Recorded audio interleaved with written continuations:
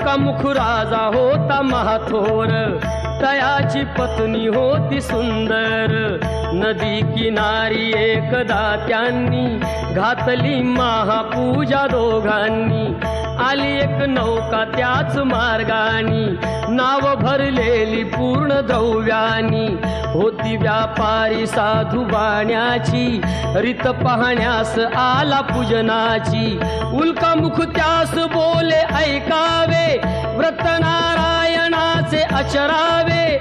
मनोइच्छित फळ मागावे, चरणी श्रीहरीच्या लागावे।